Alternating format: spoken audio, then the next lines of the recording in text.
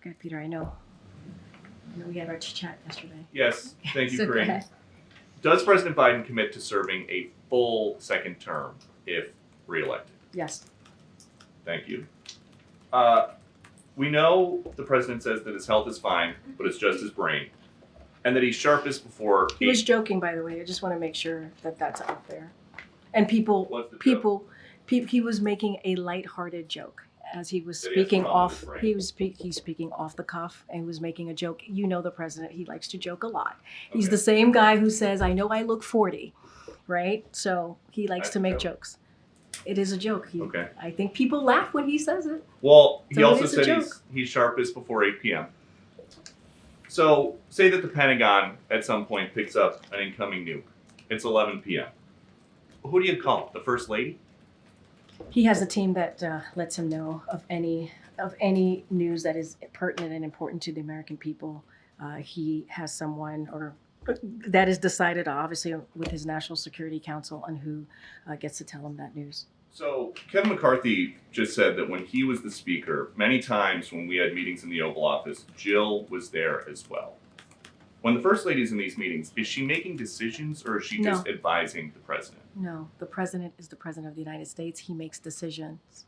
Okay. Another family member. President Biden has told me before he and his son don't have any business dealings together. So what is Hunter Biden doing in White House meetings? Are you talking about the meeting where they came together from Camp David and the two of them walked to the president's meeting and he was there? There's a report that aides were struck by his presence during their discussions. Look, I'm certainly not going to get into private conversations that occur. What I can say is, and I spoke to this before, is that when they came back from Camp David, the president spent a couple days at Camp David with his family. He is very close to his family, as you know. It was the week of 4th of July, which is why his family members were here last week. They walked together into the meeting. Can you say if Hunter Biden has access to classified information? No.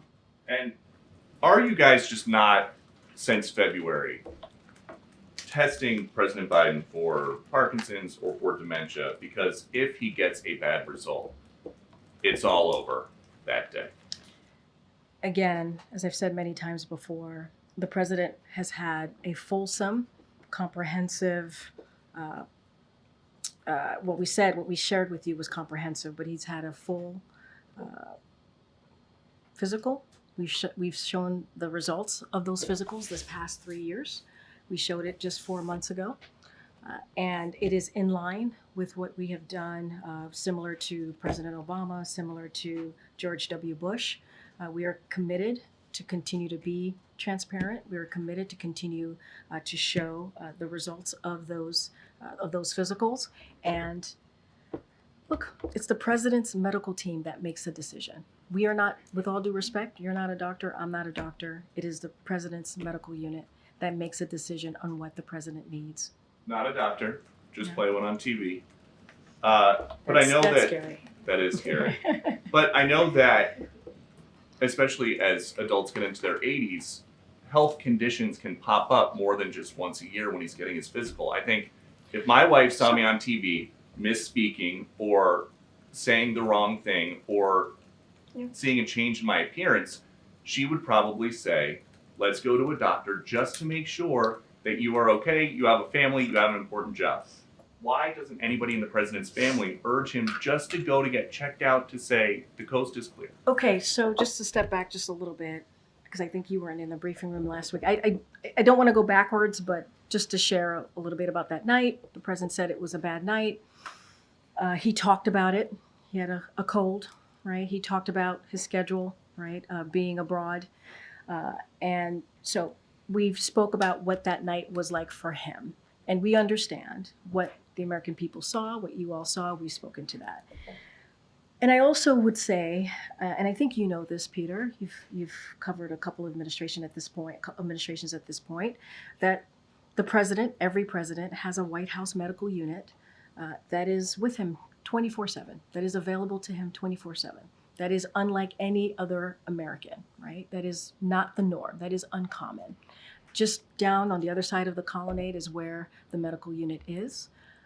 And I did share that the president checks in while he's exercising with his doctor a couple times a week. And so he has that. He has something that majority of Americans, all Americans, I would probably argue, don't have, which is a full medical unit that is with him at all times. And he gets a full physical, annual physical that we share with all of you. And that is very different than an everyday American who sometimes they're lucky if they can go get a physical. They have to get into a car. They have to take public transportation. The president has, again, a medical unit that's with him here at the White House and travels with him. So I guess the question is just, you're saying this is not a situation where you would rather just not know if there is an issue with the president, because if he does get a bad result, it is all over. He has to leave office right away. Can't run for re-election. First of all, it's a hypothetical, right? That you're giving me a hypothetical. But I will also say, just to clear this up, the White House medical unit, his doctor, they don't believe that he needs anything more than what we have been able to provide. A full, detailed, very comprehensive physical that he had 4 months ago. It is their decision to make. It's not yours. It's not mine. It's the White House medical unit. Okay. Hi, Karine. You mentioned that the Democratic Party was united, perhaps leadership, but a lot of rank and file Democrats have a lot of concerns. One of them, Steve Cohen, said today, not only are they not on the same page, but they're not even in the same book. Is the White House concerned about that? Look, I've said before, right? We respect congressional members. They have their opinions. We respect their opinions. Many of them that we had opportunities to deliver really good results on behalf of the American people. But there is the whole Congressional Black Caucus. They support the president. The Congressional Hispanic Caucus support the president. Those are pretty impressive numbers.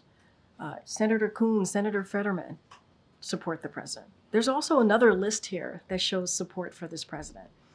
You're going to have some congressional members who feel differently.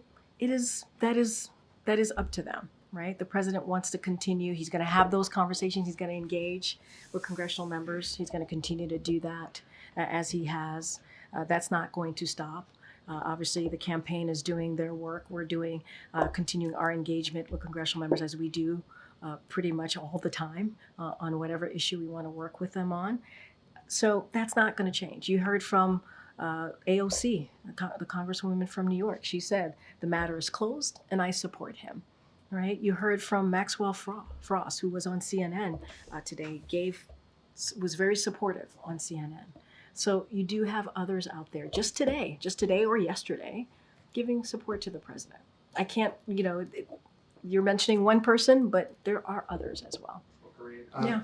On a separate topic slightly, Cedric Richmond this morning, he said that the debate stage was words, the debate stage was performance. I would say look at actions and accomplishments. President's allies have made some version of that argument to not pay attention to what he said on stage, but what his accomplishments are.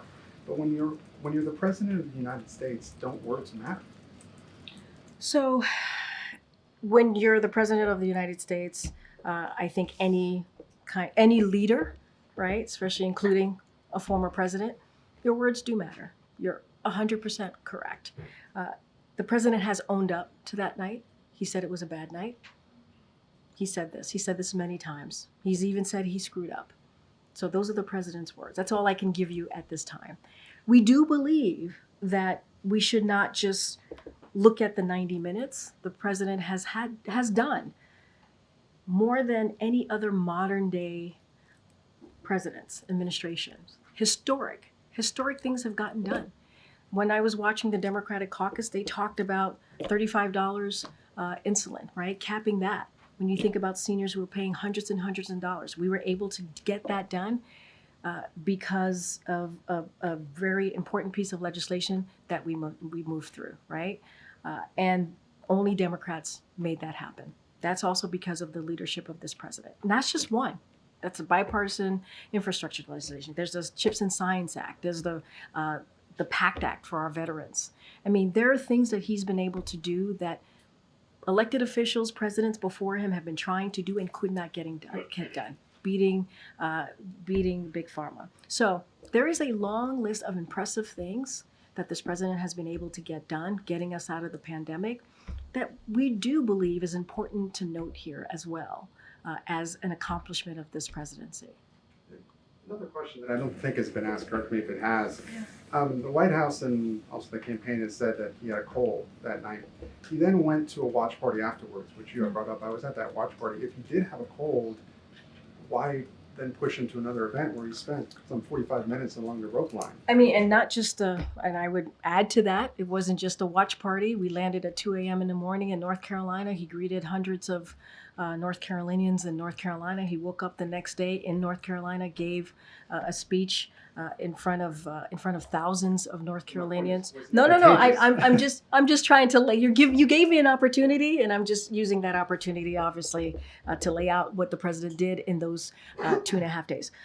Look, one of the reasons that we shared that he had a cold is because during the debate in real time, everybody heard his hoarse voice, and folks asked, and we were able to confirm right away that he had a cold, and that he was also tested negative for COVID. So we were able to share that in real time. So just also want to share that. Look, he pushed forward, right? Many of us have colds, and we still push forward. He's the president of the United States. He understands how important it is to continue to get up every morning, regardless of how you feel, right, to get things done. That's how this president is. I'm sure that's how many presidents before him were as well, when it comes to really not letting a cold get you down. And I think that's also why he pushed forward in the debate also on that night. So look, he pushed forward, tried to get things done, wanted to make sure that he had an opportunity. People who watched him do a debate, who were waiting for him, people at 2 o'clock in the morning in North Carolina who were waiting for him. He wanted to make sure that he engaged with Americans. And finally, Karine, this morning House Speaker Mike Johnson said, as he has before, that Democrats have been covering up the president's mental acuity for years. How do you respond to that? And has the White House misled Americans? And so I'll say this, Americans out there, folks who are watching, who are not normally in the day-to-day of what's happening in this world, there is a comprehensive full comprehensive medical report on the website, whitehouse.gov. I would encourage them to take a look, read that report, and they can also read for themselves what his specialist, a group of specialists coming out of the medical unit decided on, what they examined, what they saw, what they reported on. I think that matters as well. It is a group of them that come together when it comes to doing their physical. It is extensive physical. And so there is something there for them. It's transparent, it's out there, it's for them to read, it's for the American, not just for you, for the American people to take a look. And I think that's important to note as well, and that's what I would share with them.